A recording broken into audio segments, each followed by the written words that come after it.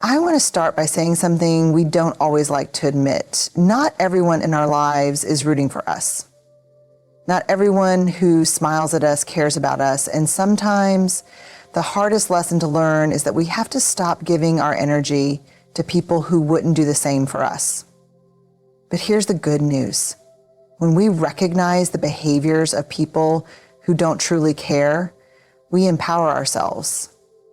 We take our hearts back. We reclaim our worth. So today, I want to walk you through 8 behaviors of people who don't care about you, not to make you cynical, but to help you set boundaries, protect your peace, and make room for the people who actually do care. Let's get into it. All right, friends, before we dive in, I've got a small request. If you're finding value in these conversations, if something resonates, sparks a little curiosity, or maybe even challenges you, go ahead and hit that like button. It's a simple way of saying, hey, this matters. And while you're at it, subscribing means you'll always have a seat at this table. You won't miss a single moment of insight or encouragement. And that little bell icon, think of it as a gentle nudge, a reminder that we're in this together. And if today's message feels like something a friend or loved one could use, share it. Because sometimes the words we all need to hear find us through someone who cared enough to pass them along. All right, let's jump in. You know the type. The ones who drift in and out of your life like a summer breeze, except they only show up when they need something. Maybe it's a favor, a recommendation, a listening ear when their world is falling apart. And at first it might feel good to be the one they turn to. You might think, they trust me, they need me. But over time, something shifts. You start to notice the pattern. The phone only rings when they're in trouble. The texts come through when they need a quick favor. And when life is good for them, silence. It's easy to mistake these people for friends, especially when they show gratitude in the moment. They might say, I don't know what I'd do without you, or you always come through for me. But real friendship isn't a revolving door of emergencies. True care doesn't just knock when it needs shelter. It shows up in the rain, in the quiet moments, in the mundane parts of life. When someone only reaches out when they need something, they're not seeing you as a whole person. They're seeing you as a resource. And that's a hard truth to face, especially when you've poured time, energy, and emotional labor into the relationship. But caring about people doesn't mean allowing yourself to be used. Kindness doesn't mean self-sacrifice. And here's where it gets tricky. People like this often aren't intentionally malicious. They might not even realize they're doing it. They may be caught up in their own struggles, believing they have no one else to turn to. And that's where our empathy kicks in. But empathy without boundaries is a fast track to resentment. Because if you're the one constantly giving, constantly holding space without ever receiving the same in return, it's not a balanced relationship. It's emotional extraction. It's also important to remember that the people who only show up when they need something are often the first to disappear when you need something. Have you ever reached out for support only to be met with excuses or indifference? Suddenly they're too busy. Suddenly they're unavailable. It's a painful realization that the same loyalty you gave so freely isn't being returned, but it's also a liberating one. Recognizing this behavior doesn't mean you have to be cruel or confrontational. It simply means you get to choose how much access people have to your time, energy, and heart. You can say no without guilt. You can step back without explaining yourself. And you can give your care to the people who show up, not just when they need something, but because they value you. Real friendships are reciprocal. They're built on mutual care, not obligation. The people who genuinely care about you will check in just because. They'll celebrate your wins and mourn your losses, not because they have something to gain, but because they care about your well-being. So when you notice the ones who only show up when they need something, it's not a reflection of your worth, it's a reflection of their capacity. And knowing that, that's the first step in protecting your peace. There's a certain kind of exhaustion that comes from being in relationships with people who don't respect your time or energy, it's not always obvious at first. Sometimes it looks like a friend who constantly cancels plans at the last minute, leaving you wondering why you even made the effort. Other times it's someone who never confirms anything until the day of, keeping you in a perpetual state of uncertainty. And then there are those who show up late, not just once or twice, but as a pattern. Like your time is an afterthought. And sure, we all run late sometimes. Life happens. But when it becomes a repeated behavior, it's no longer about life's unpredictability. It's about disregard. It's a way of saying, my time matters more than yours. And the worst part, they might not even say it outright. They might apologize with a half-hearted excuse or brush it off like it's no big deal. But actions speak volumes. And every time they dismiss your time, they're sending a clear message about how little they value it. But disrespecting your time isn't just about tardiness. It's also about the people who drain your energy without a second thought. Maybe it's the friend who only calls when they want to vent, unloading every frustration without ever pausing to ask how you're doing. Or the coworker who monopolizes your time with problems they could solve themselves, knowing you'll step in because that's just what you do. Then there's the family member who insists on your help, assuming you'll rearrange your schedule because you're always so understanding. It's subtle sometimes. The way people like this assume your energy is endless. And because you care, you might not even notice how often you're saying yes when your soul is begging you to say no. You might rationalize it thinking, they're just going through a tough time. But tough times don't excuse a lack of consideration. And when someone consistently takes without reciprocating, it's not a sign of need, it's a sign of entitlement. And let's talk about boundaries, or rather, how people who don't respect your time tend to ignore them. Maybe you've tried to set a limit, like saying you can only talk for 20 minutes, but they keep pushing past it. Or perhaps you've been clear about needing space, only to find them still demanding your attention. People like this don't hear boundaries as a form of self-care. They hear them as obstacles to getting what they want.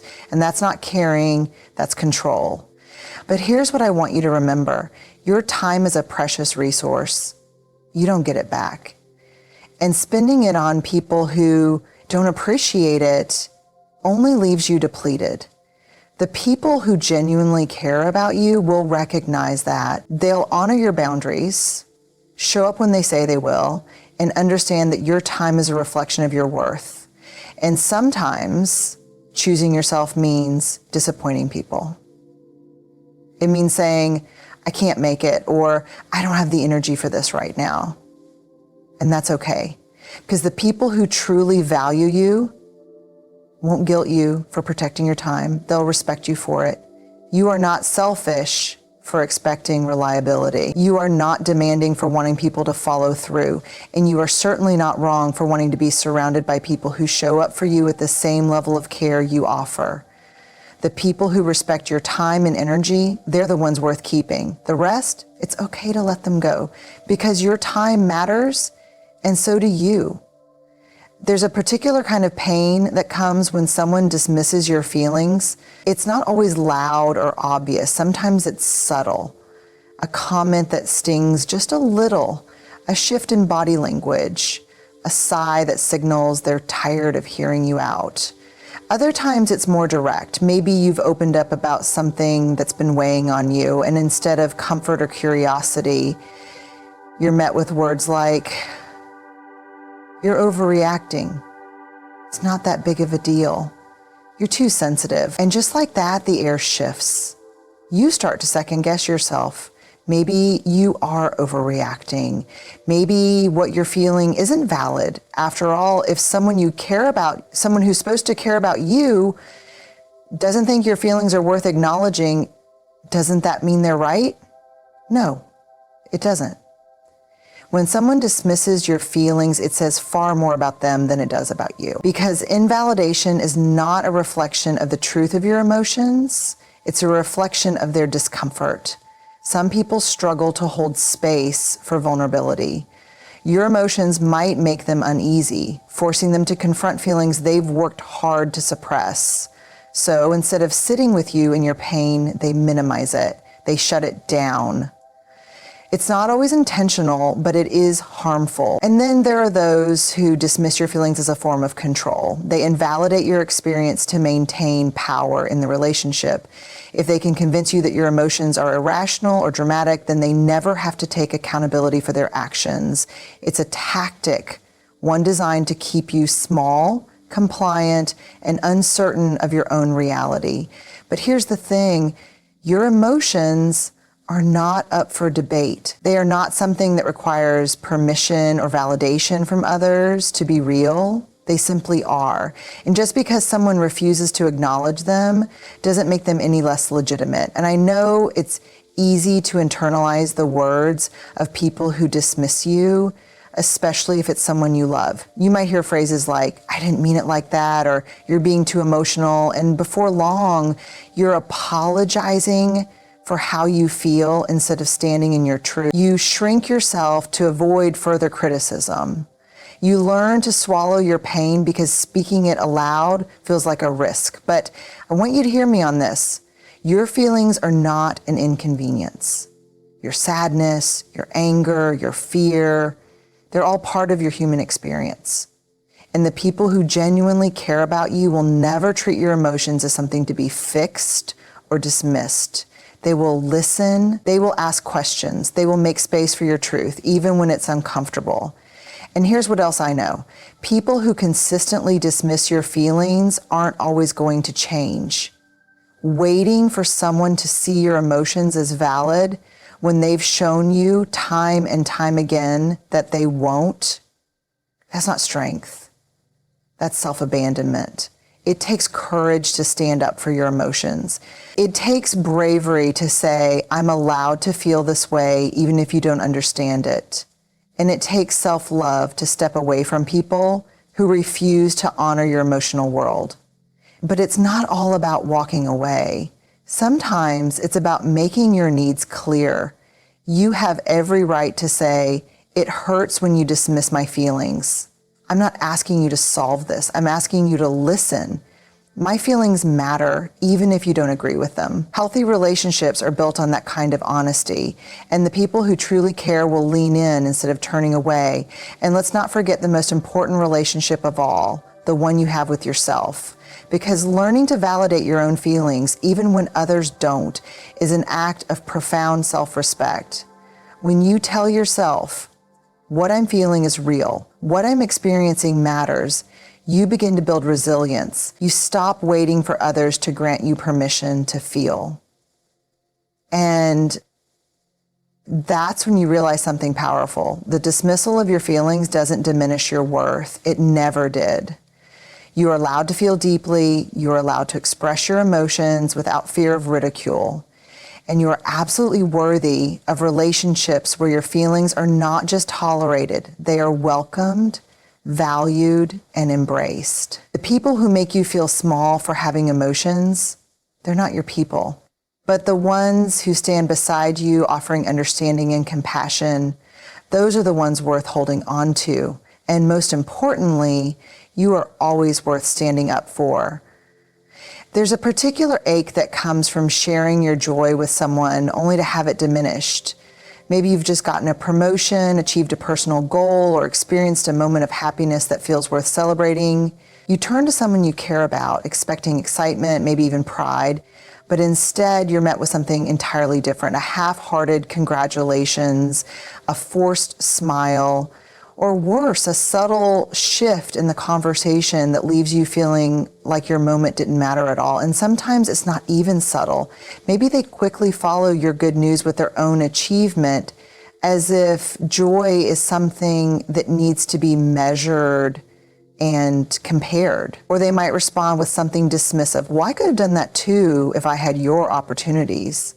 It's a strange kind of discomfort, isn't it? Like your success somehow became a threat. Here's the truth, not everyone will celebrate you. And that has nothing to do with whether or not you deserve to be celebrated. It has everything to do with them their insecurities, their fears, and the narratives they've built about their own worth. Because for some people, your growth feels like a reminder of what they believe they're lacking. When they see you rising, they interpret it as proof that they're falling behind. And instead of addressing that discomfort within themselves, they project it outward. They compete, they undermine, they search for flaws in your accomplishments to soothe the wounds they refuse to heal. It's not always intentional, but it is damaging. And the tricky part, these people are often the ones you thought would be in your corner. Friends, family members, even partners, the people who are supposed to be your biggest supporters. And when their inability to celebrate you becomes clear, it hurts. Because at the heart of every meaningful relationship is the desire to be seen, not as a rival, but as someone worthy of joy. But let me say this, you don't have to shrink yourself to keep others comfortable. You don't have to dull your shine just because someone else is unwilling to face their own shadows. Your success doesn't take anything away from anyone else. There's no shortage of joy in this world. Celebrating others doesn't mean there's less left for you. And true friends, the ones who genuinely care, they understand this. They know that cheering for you doesn't threaten their own journey. They believe in abundance, not scarcity, and even when they're struggling, even when life hasn't gone the way they hoped, they'll still find a way to celebrate your wins, because that's what love does. It makes room. But for those who can't, for the people who respond to your joy with jealousy, resentment, or competition, it's not your responsibility to make yourself smaller for their comfort. It's not your job to carry the weight of their insecurities. You can offer them compassion because it's painful to live in a mindset of comparison, but compassion doesn't mean tolerating behavior that chips away at your joy. And let's be honest, competition disguised as friendship isn't friendship at all. It's a tug of war where no one wins.